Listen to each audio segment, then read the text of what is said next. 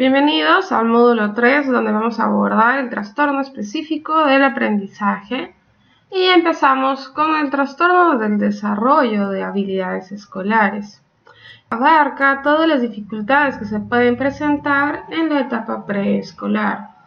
Recordemos que en la educación el centro de interés debe ser el niño y el fin esencial ayudarle a aprender.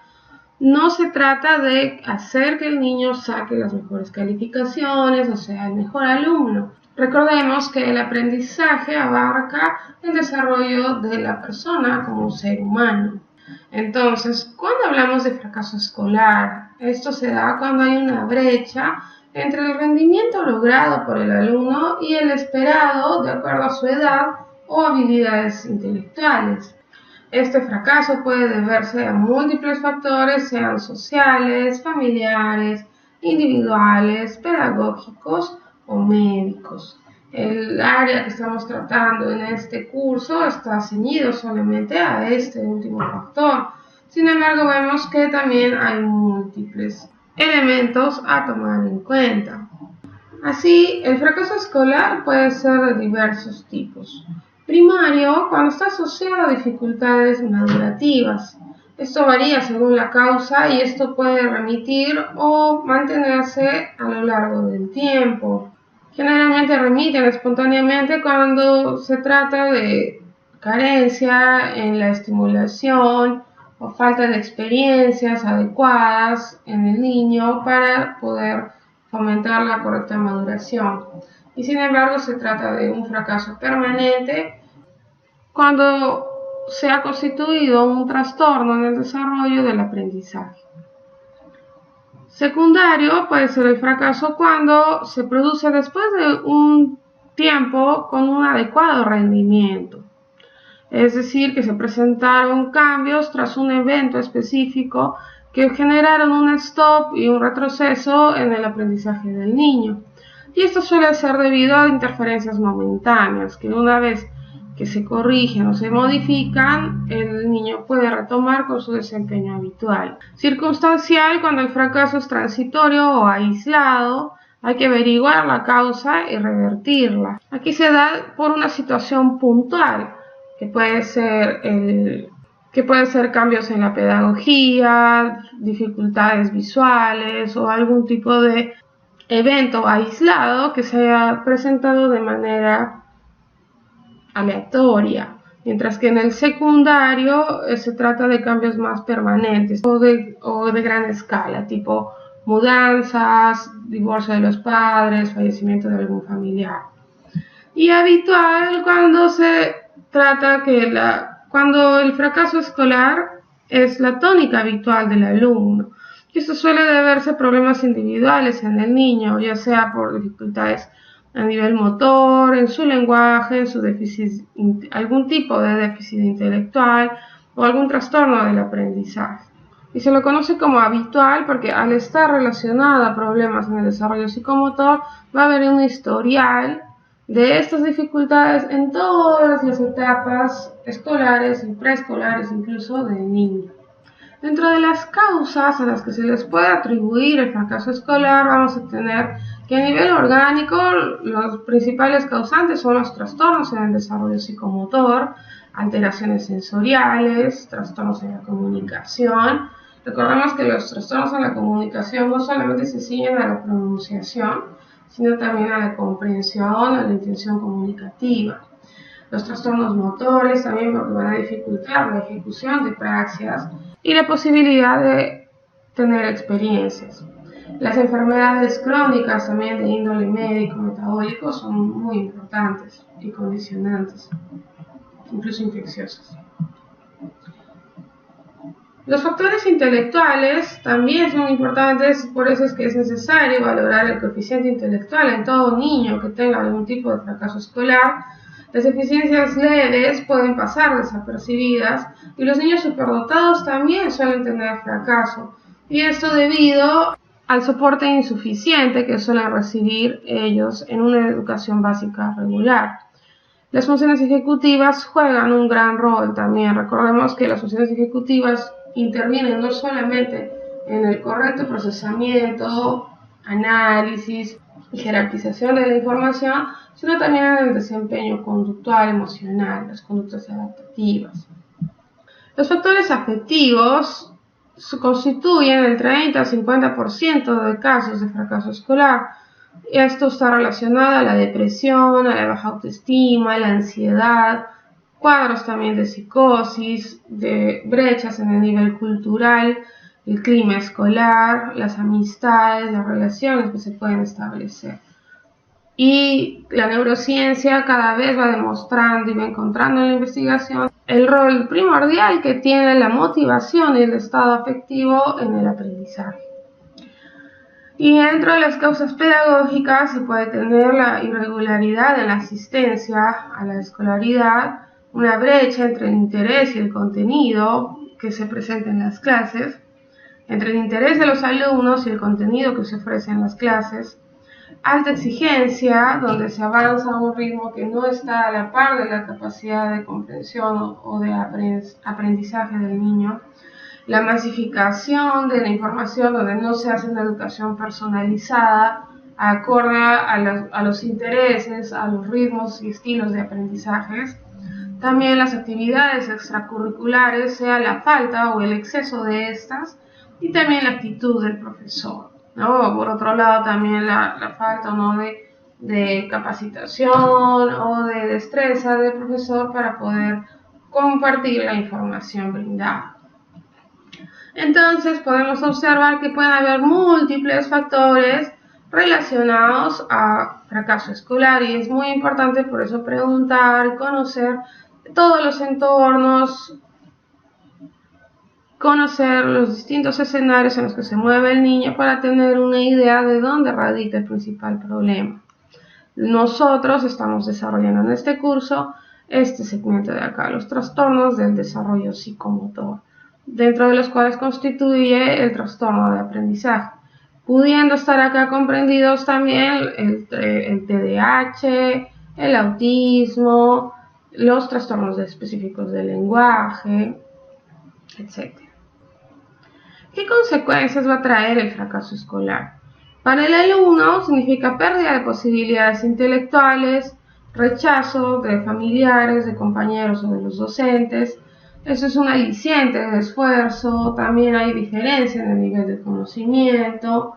Entonces el niño cada vez se va a sentir más desmotivado, más aislado. También en el ámbito familiar va a promover la búsqueda de responsables, discusiones, abandono escolar, según generalmente son las áreas rurales. Puede significar también que haya maltrato y cambio en el colegio, aparte de la frustración y el consumo económico. Promueve el analfabetismo, que suele ser mayor en zonas rurales, justamente por el abandono escolar. Afecta el ejercicio de los derechos humanos porque las personas, conforme tienen menor calidad de educación, van a tener menores posibilidades de desarrollo. También la deserción escolar afecta no solamente a nivel individual, sino a nivel social. Disminuye las posibilidades de desarrollo a nivel macro, a que aumente el número de personas que no tienen profesiones, fomenta la discriminación y la repercusión en la economía global. Y acá estamos repasando, extendiendo un poco más dentro de las causas orgánicas que podrían condicionar este fracaso escolar. Entonces, englobando todo lo revisado anteriormente, el fracaso escolar se da por problemas tanto en la enseñanza como en el aprendizaje.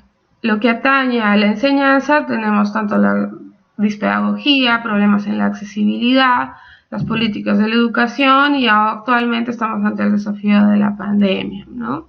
Dentro de lo que atañe al aprendizaje del escolar están las discapacidades del aprendizaje, que pueden ser primarias, secundarias, circunstanciales o habituales, y también dificultades en la salud mental que impactan directamente en la motivación y en las conductas adaptativas, y las dispraxias es en donde podemos también ver afectada la ejecución de estos aprendizajes. Se dice así también que en el aprendizaje las dificultades pueden ser de tipo aptitudinales, actitudinales o procedimentales, siendo las actitudinales, las dificultades en el aprendizaje, que pueden abarcar básicamente funciones cognitivas, actitudinales, ¿no?, afectando la salud mental, y las procedimentales en la ejecución. Entonces, ya hablando específicamente del trastorno del desarrollo de habilidades escolares en etapa preescolar, se van a observar retrasos en la secuencia normal del desarrollo, y no siempre suelen ser significativas para los educadores. Como en esta etapa no se trabaja directamente las áreas específicas del aprendizaje, que son la lectoescritura y el cálculo, muchas veces los problemas en este nivel se confunden o se soslayan con la idiosincrasia de cada niño. Generalmente las que pasan más desapercibidas son las dificultades en el desarrollo motor, dificultades en el lenguaje, mayor incidencia de trastornos conductuales, caídas frecuentes, trastornos del sueño, problemas alimentarios, entre otros, que muchas veces se le atribuye como problemas de la maduración y que simplemente es cuestión que sean reversibles. Si bien es cierto, estas dificultades deben ser observadas y la gran mayoría no va a necesitar rehabilitación o algún tipo de terapia específica o no constituyen de manera aislada un diagnóstico propio, sí son importantes porque son indicadores y banderas rojas de que puede estar constituyéndose un trastorno del aprendizaje eventualmente. Los desórdenes de la maduración de las funciones cognitivas básicas suelen ser los primeros indicadores junto a los problemas conductuales, ¿no? O sea, vamos a tener generalmente lo que llama más la atención y más preocupa o motiva que los docentes llamen o inviten a los padres de familia a que el niño pase una evaluación, son las dificultades a nivel conductual, que principalmente suelen caracterizarse por impulsividad, irritabilidad, hiperactividad, agresividad, labilidad emocional, entre otros. La impulsividad constituye una reacción rápida, inesperada, desmedida ante cualquier situación. Generalmente es una condición en la cual la persona no puede controlar los impulsos o los deseos que siente en el momento. Y esto en un niño en etapa preescolar suele relacionarse a la inmadurez de la corteza prefrontal. Recordemos que la mielinización todavía se sigue presentando aún en esta edad y que la corteza prefrontal aún está en desarrollo, entonces todavía no hay un adecuado manejo o gestión en todos los casos de las situaciones. Y esto va variando según también las experiencias previas o la idiosincrasia del niño, ¿no? Mientras que la irritabilidad constituye una reacción que modifica la conducta del ser humano. Y en los niños se puede manifestar principalmente por agitación, cuando ante alguna provocación que normalmente en otras personas no generaría este tipo de respuestas. La hiperactividad, si bien es cierto, constituye parte del bagaje que un niño sea por naturaleza inquieto, curioso y que todavía no tenga adecuado control sobre todos sus segmentos corporales, que puede ser de cierta manera normal que haya cierto grado de inquietud, pero la hiperactividad ya constituye un problema cuando genera desplazamiento del niño, que se levante del asiento, que no puede permanecer sentado o que quiera salir del salón o interrumpa la clase. Entonces, cuando ya interrumpe el desempeño del niño o el aprendizaje, ahí significa un problema. La agresividad implica afectar o impactar la integridad de otras personas o el de uno mismo o de alguna propiedad material también. Y la labilidad emocional es esta inestabilidad o esta vulnerabilidad que también impacta de manera negativa porque los cambios emocionales son muy abruptos y también deterioran el aprendizaje y la calidad de las relaciones interpersonales. Entonces, por un lado, lo más llamativo suelen ser los cambios conductuales y también están las funciones cognitivas, como la percepción visual, que aborda la discriminación, la constancia perceptiva, poder diferenciar figura-fondo o la orientación espacial de los objetos, el enfoque, el seguimiento, el transporte visual, entre otros, ¿no? Acá tenemos algunos ejemplos de fichas que se utilizan tanto para estimularla como para evaluar esta percepción visual. Entonces, si el niño no es capaz de completar figuras o identificar o relacionar figuras que son iguales, ya podemos sospechar. También está la percepción auditiva, que es la discriminación de tonos, la intensidad de los mismos, la duración de los sonidos, o tener una adecuada memoria auditiva, entre otros. La percepción auditiva es clave para el desarrollo de la conciencia fonológica, lo que nos va a permitir discriminar lo que son los fonemas. Ya hemos revisado la importancia de este léxico auditivo de la mano de la reconversión fonema-grafema o grafema-fonema para la lectura y la escritura en la vía indirecta. Entonces, por ejemplo, se puede discriminar palabras que suenan parecido, pero que se diferencien por un solo fonema. Esta discriminación es importante. O también tanto como discriminar el sonido inicial o el sonido final de las palabras, o seleccionar alguna palabra que tenga un fonema específico que se solicite. También importa la coordinación visomotora o grafomotricidad. Y esto se puede evaluar o observar a través del desempeño para completar laberintos o repasar líneas punteadas, sean estas rectas o curvas, o también poder reproducir imágenes. Y acá, más allá de simplemente una destreza motora o praxia, lo que se observa es justamente la coordinación, tanto visual y asimismo la planificación de los movimientos y una adecuada organización espacial. La motricidad fina también es una función cognitiva, pese a que se aprecia a nivel motor, es el reflejo de múltiples habilidades que implican un desempeño adecuado de la ejecución de actividades motoras, que van desde una adecuada lateralidad, una adecuada organización espacial o temporal, también discriminación visual, auditiva para el seguimiento y la comprensión de órdenes y demás.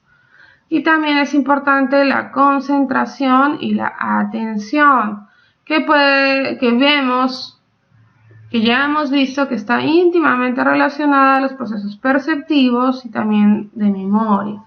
Y acá se puede, por ejemplo, hacer que relacionen o encuentren laberintos o que colore elementos en base a consignas específicas. Otras funciones cognitivas muy importantes son las dificultades en el lenguaje oral. Y esto por su importancia o relevancia en la posible presencia de un trastorno fonológico. Pueden repasar en esta tabla cómo es que se desarrolla el lenguaje de manera normal y el sistema fonológico, léxico, morfosintáctico que nos va a servir para la adquisición de la lectoescritura también se da de esta manera, donde es muy importante, recuerda, la expansión del léxico, el conocer palabras, poder asociar dos o más palabras, ¿no?, que nos va a constituir luego la construcción de frases, que esto se da hacia los 2 a 3 años de edad, y en adelante poder dominar la estructuración de esta lengua materna y poder cada vez incrementando de la mano del vocabulario y también de los conocimientos sintácticos y semánticos, desarrollar funciones pragmáticas, metalingüísticas, es decir, poder expresar ideas, usar el lenguaje para comunicar. Luego tenemos las dificultades en la formulación del lenguaje, es decir, los aspectos sintácticos, dificultad para estructurar las frases adecuadamente, usar adecuadamente las preposiciones o la conjugación verbal, y eso cambia el sentido y el significado de lo que se quiere expresar. Y por ende eso también va a dificultar la comprensión que tengamos del lenguaje recepcionado. Después están las dificultades en la pragmática, que puede constituir deficiencias en el contacto visual, en la tingencia, en los tiempos, en la comunicación, el saber esperar mi turno para hablar o el escuchar o el lenguaje incluso no verbal, el tono de la voz también, y eso se puede tener un vocabulario empobrecido, también va a denotar un retraso o una dificultad en el aprendizaje en el tiempo, porque ya hemos visto la importancia del léxico semántico, visual y auditivo para poder aprender posteriormente la lectoescritura. Tener dificultades para retener o recuperar lo aprendido también va a condicionar un lento aprendizaje. Y esto es muy notorio y nos debe llamar la atención un niño que olvida lo que aprende.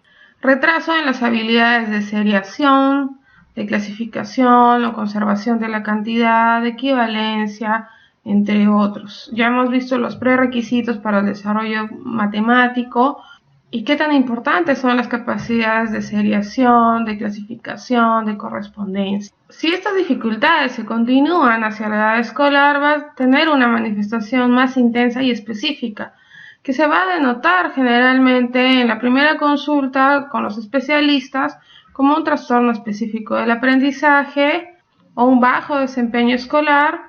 Puede decantar en dificultades conductuales o problemas emocionales secundarios, dependiendo del manejo y apoyo recibido. Esto quiere decir que si yo tengo un niño en el que en la escuela se ha detectado dificultades en el área conductual o cognitiva o práctica y es derivado al especialista, es muy probable que de todas las dificultades que hemos visto en esta presentación vamos a obtener alguno de estos diagnósticos, donde puede ser que simplemente es un desempeño escolar secundario, algo circunstancial. Puede ser que decante en un niño que cursa con trastornos conductuales o que tiene algún tipo de dificultad emocional, que también en todos estos sentidos necesita un manejo por salud mental, o puede tratarse de un trastorno del neurodesarrollo, pudiendo ser trastornos específicos del aprendizaje, un TDAH, puede ser un autismo, un trastorno específico del lenguaje o un déficit intelectual. Muy bien, eso sería todo por esta presentación. Nos vemos en el siguiente video.